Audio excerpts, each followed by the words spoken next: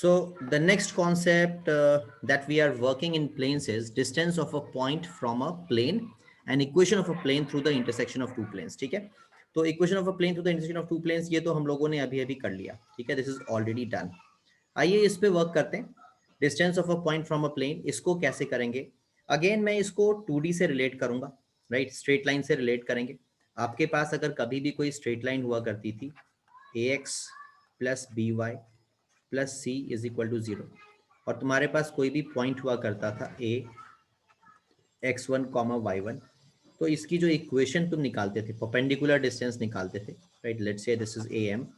तो ये am की जो डिस्टेंस हम लोग निकालते थे, क्या लेते थे? This was modulus of ax1 plus by1 plus c upon under root of a square plus b square. That use to be the distance between the point and the straight line. ठीक है, यहाँ पे अब हम 3D में चल रहे हैं, कोई टेंशन वाली बात तो है नहीं. अब यहाँ पे प्लेन कितना है? ax plus B Y plus C Z plus D equal to 0. और हमारे पास कोई पॉइंट ले लो, x1 y1 z1, 3D है तो एक z1 कोऑर्डिनेट भी आ जाएगा. तो यहाँ पे इनके बीच में जो इक्वेशन होगी, वो इसके जो डिस्टेंस होगी वो कितनी हो जाएगी? कोई फर्क नहीं पड़ेगा ज़्यादा, बस जो तुम सोच रहे हो बिल्कुल सही सोच रहे हो. ठीक है, ये तुम्हारे पास प्लेन है, this is ax plus B Y plus C Z plus D is equal to 0. आपको परपेंडिकुलर डिस्टेंस चाहिए इस प्लेन से इस पॉइंट का, right? Let's say this point is x1 y1 z1. तो ये जो am डिस्टेंस आएगा, m is the point on the plane, ये जो am डिस्टेंस आएगा ये कितना हो जाएगा? This will be ax1 plus by1 plus cz1 plus d. इसका क्या? मॉडुलस, बिकॉज डिस्टेंस है तो इसकी वैल्यू नेगेटिव भी आ सकती थी. मॉडुलस ले रहे हैं, so that it becomes positive only, it remains positive only. Divided by what? a square b square c square. That is how you will calculate the distance between a point and a given plane. Okay, that is what you will be doing it. I hope you understand it and you will be able to retain it, है ना? जैसे मैंने पहले ही बताया था कि हम लोग ज्यादा वर्क आज रिटेंशन और क्वेश्चंस पे करने वाले हैं ना, डेरिवेशन नहीं पूछते हैं, तो मैं इसको अभी स्किप करता जा रहा हूँ. Okay, so let's see some questions based on this, ताकि हम इसको ध्यान से समझ सकें. 9th एक्सरसाइज पे आपको इसके क्वेश्चंस मिलेंगे, जो 9.2 आर डी शर्मा के 9th एक्सरसाइज में मिलेंगे.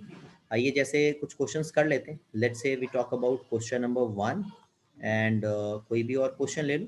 Let's say question number 5. ठीक है, तो आइए देखते हैं.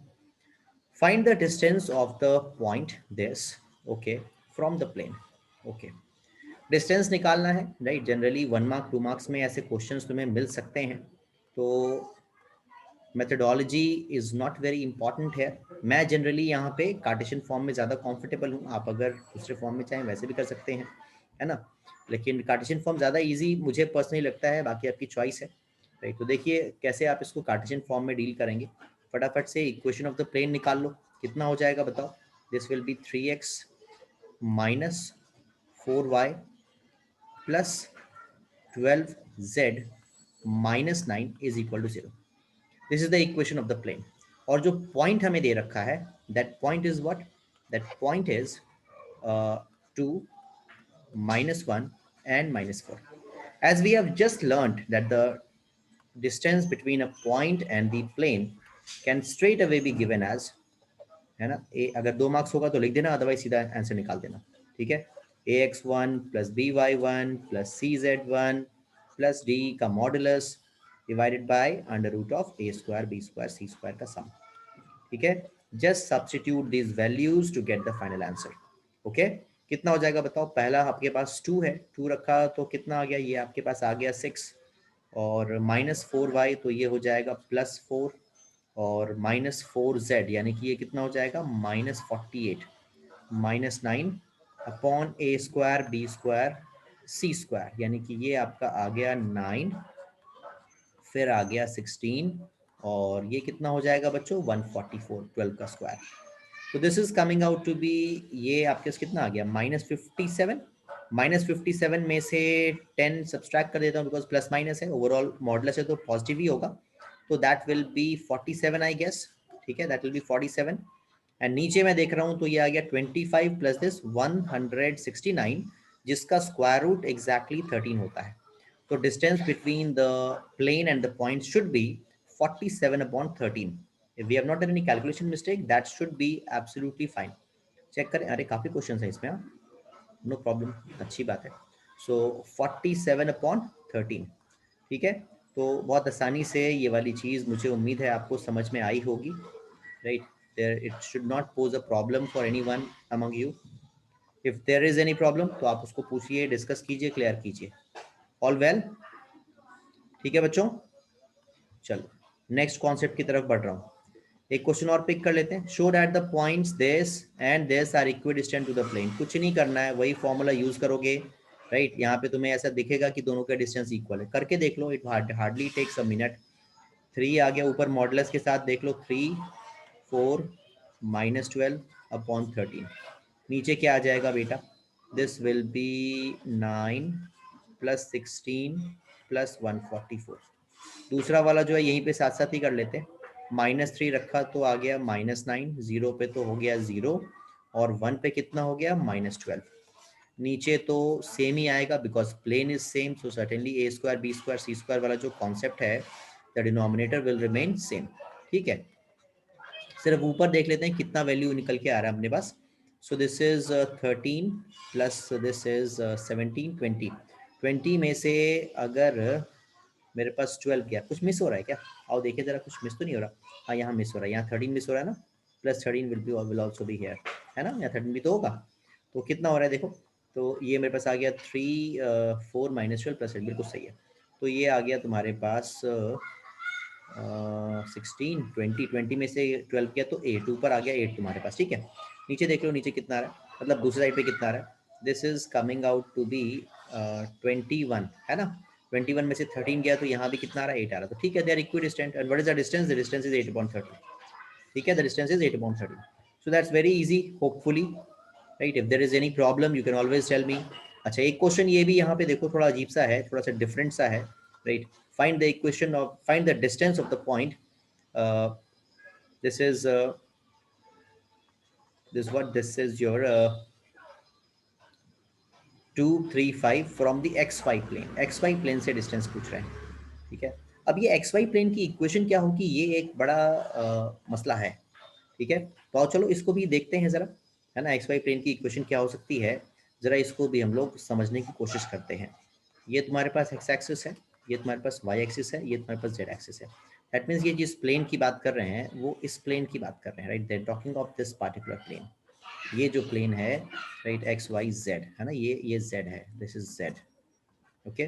तो इस प्लेन की इस प्लेन से इसका डिस्टेंस कितना होगा, सबसे पहले तो ये देखना पड़ेगा ना कि इस प्लेन की इक्वेशन क्या होगी, ठीक है। तो इस प्लेन की इक्वेशन किस फॉर्म की होगी बेटा, अगर आप देखें तो इसमें z का कंपोनेंट होगा क्या, will there be any component of z, right. हाँ, ईशा ने जवाब दिया, बिल्कुल सही बात है, ठीक है।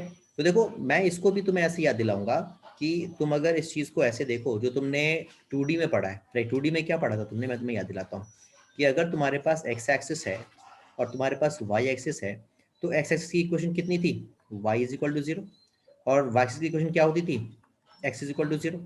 उसी तरीके से जो तुम्हारा XY प्लेन होगा उसकी इक्वेशन कितनी हो जाएगी, z इज इक्वल टू 0।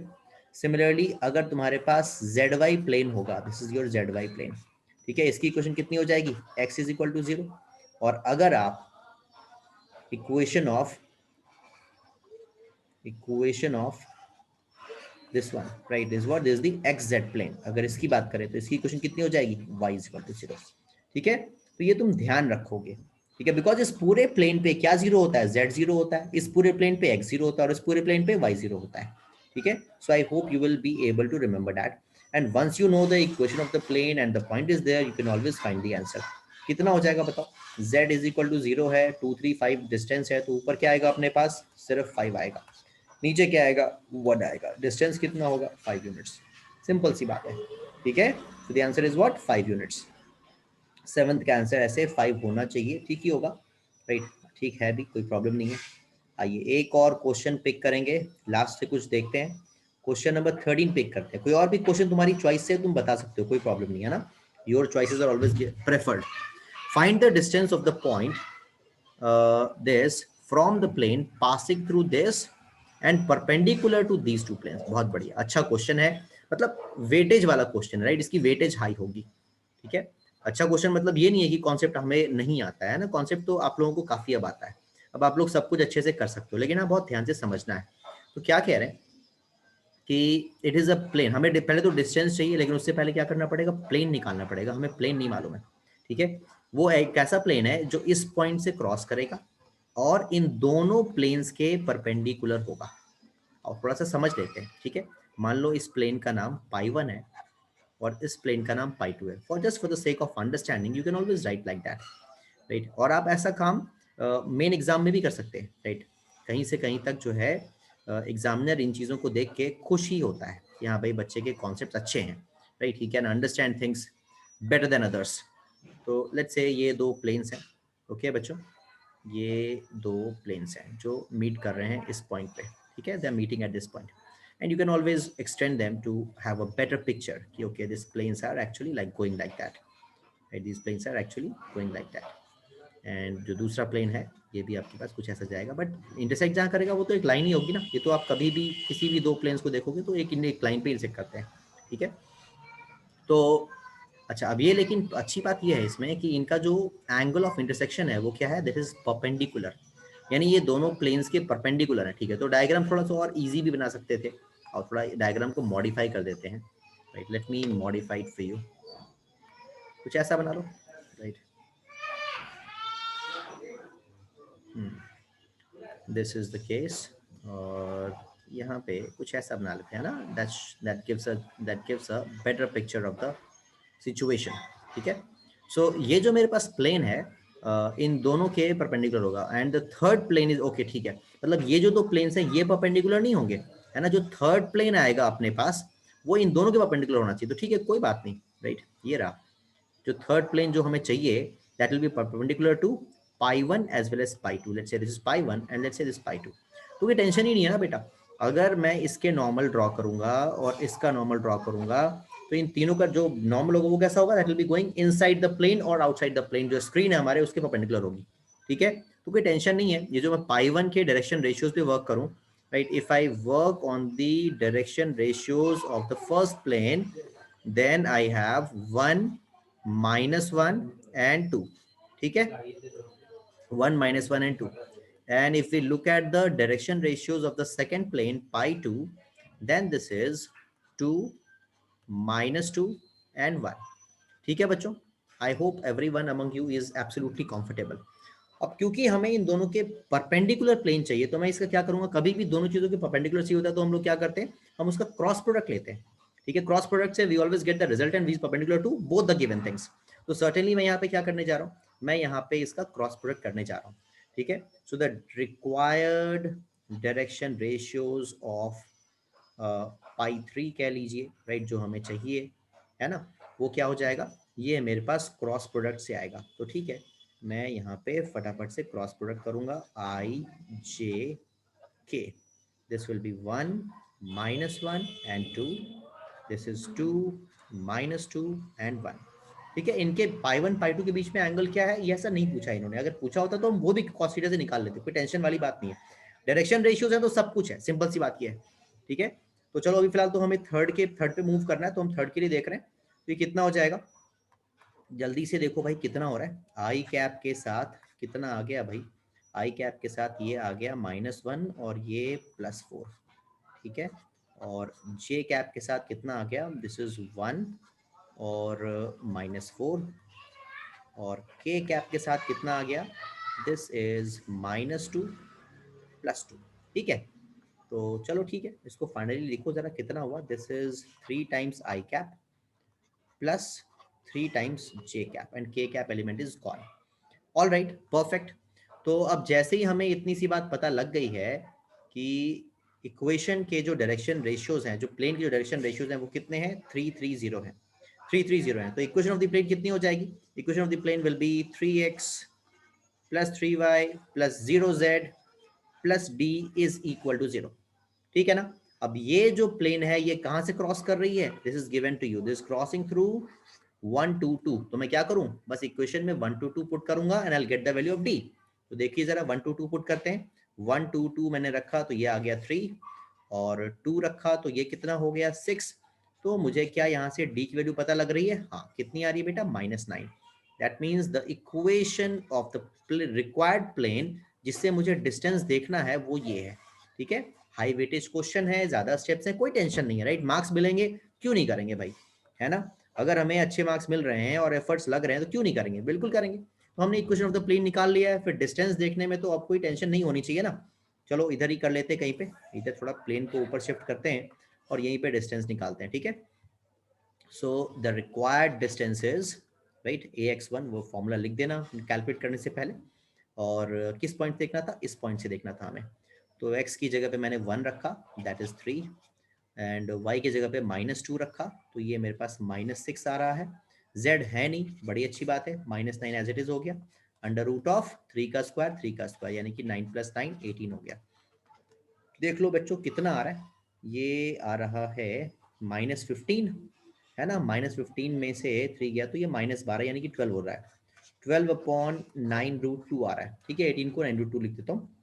तो फाइनल आंसर क्या कुछ ऐसा लिख दें? 3√2। सही कह रहे हो बेटा, 3√2 बिल्कुल सही। 3 भी कैंसिल कर देते हैं तो 4 हो जाएगा, 4/√2 हो रहा है, जिसको आप अगर चाहें तो 2√2 लिख सकते हैं, है ना? रैशनलाइज फॉर्म में लिखो तो अच्छा रहेगा। तो क्वेश्चन नंबर 13 का 2√2 होना चाहिए, 13 का 2√2 होना चाहिए। ठीक है, तो सबसे पहले है ना स्टेप बाय स्टेप प्रॉपर्ली समझना है। पहले इक्वेशन ऑफ द प्लेन, जो रिक्वायर्ड प्लेन है वो गिवन नहीं है यहाँ पे, ये समझने की बात है। तो रिक्वायर्ड प्लेन, पहले जो प्लेन की बेसिक कॉन्सेप्ट हम लोगों ने सीख रखे हैं इंटरसेक्शन ऑफ प्लेन्स के, है ना? वहाँ पहले की इंटरसेक्शन ऑफ प्लेन्स नहीं है, ये तो परपेंडिकुलर के ऊपर था। तो हमने परपेंडिकुलर के बेसिस पे डायरेक्शन रेशियोज निकाले, फिर उस पॉइंट की हेल्प से डी की वैल्यू निकाली, इक्वेशन ऑफ द प्लेन निकल के आ गया, और फिर simple ax1 by1 + cz1 + d upon a² b² c² से हमने डिस्टेंस निकाल लिया। तो इस तरीके से आसानी से ये कॉन्सेप्ट भी आपका हो सकता है। जितने लोगों को समझ में आया just right yes in the chat box.